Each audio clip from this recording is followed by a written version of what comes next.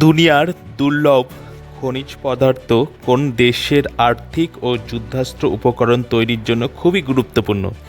এই দুর্লভ খনিজ পদার্থ ব্যাটারি, মোবাইল, যুদ্ধাস্ত্র তৈরির উপকরণ হিসেবে ব্যবহার করা হয়।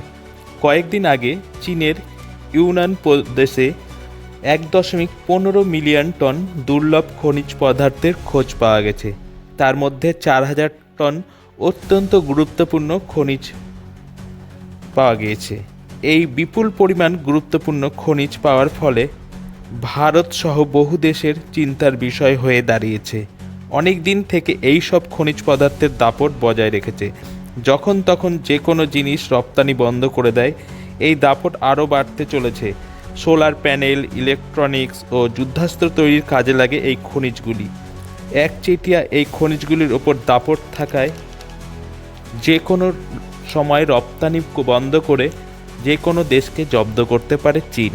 চীনের এই নতুন খুঁজে পাওয়া খনিজ ভাণ্ডারের মধ্যে যে খনিজগুলো পাওয়া গিয়েছে তা হলো লিথিয়াম, কোবাল্ট, ক্যালিয়াম ও জার্মেনিয়াম পাওয়া গিয়েছে। দুনিয়ার 70% দুর্লভ খনিজ চীন থেকে পাওয়া যায়।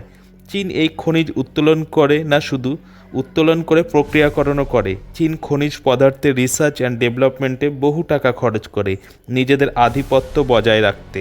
ভারতের উচিত খনিজ পদার্থের প্রক্রিয়াকরণ করে দেশে রিসার্চ অ্যান্ড ডেভেলপমেন্ট করে দেশকে আত্মনির্ভর করা। Bureau report, Kolkata.